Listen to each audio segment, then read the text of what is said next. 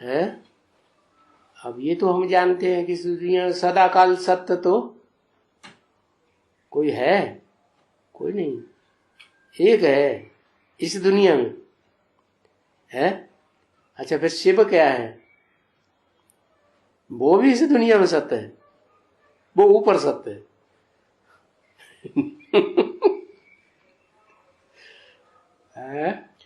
इस दुनिया में भी शिव बाबा सदा सत्य है, क्योंकि उसमें शिव लगा हुआ है ना, इसलिए सदा सत्य है। और जो इस दुनिया में आता ही नहीं है, सिर्फ एक जन्म के लिए ही आता है, 100 साल के लिए रिहर्सल कराने के लिए डायरेक्टर बनकर के आता है, पर्दे के पीछे रहता है, वो तो किसी को दिखाई ही नहीं देता। भले शरीर में प्रवेश करता है, आत्माएं भी प्रवेश करती हैं, तो उनका व्यक्त रूप हो जाता है ना, है। सृष्टि के आदि में तो सभी आत्माएं अव्यक्त हो जाती हैं। अव्यक्त माने जानते हैं?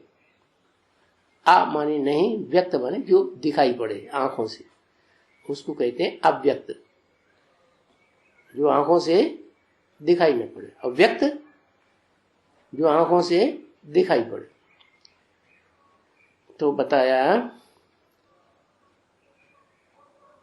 कि इस दुनिया में भी एक सत्य है, और इस दुनिया से पार जो पारलोक है, आत्माओं का लोक, वहां भी एक सत्य। कौन है?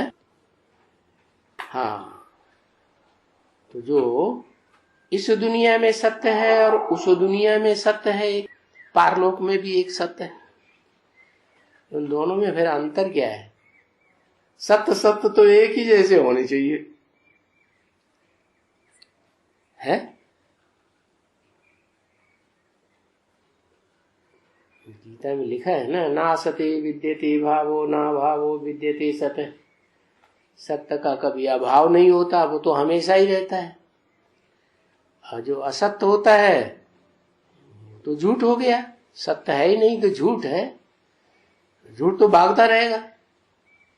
एक आदमी झूठ बोलता है, वो झूठ के ऊपर फिर झूठ झूठ झूठ झूठ झूठ झूठ झूठ झूठ भागता रहता है, पैंतरा बदलता रहता है, उसे वो सच्चाई में आता ही नहीं।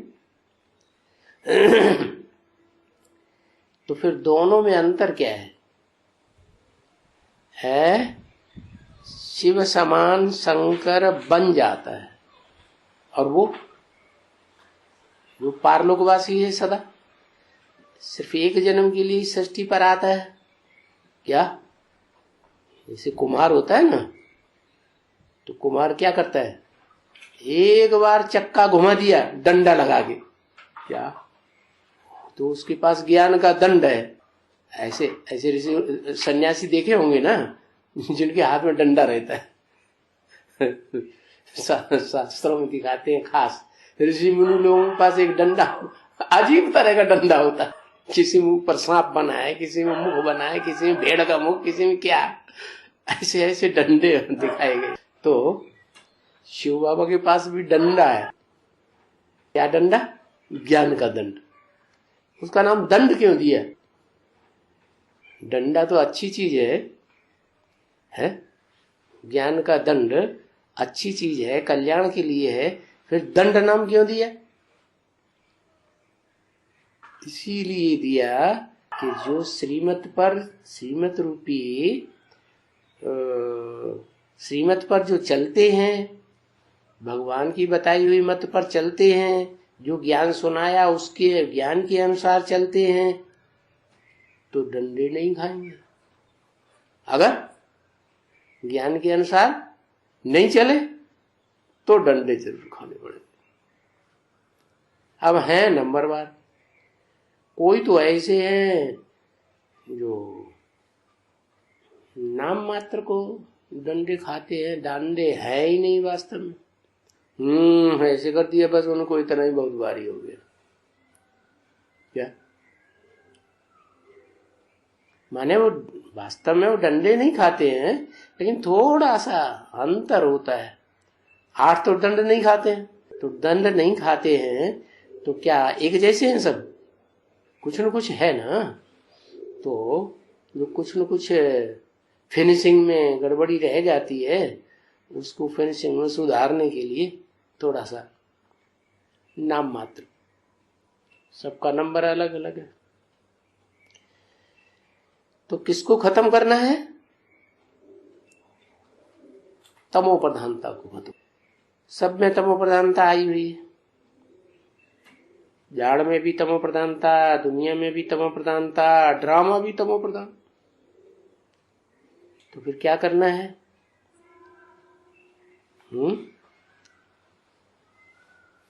ये तो समझ में आ गया कि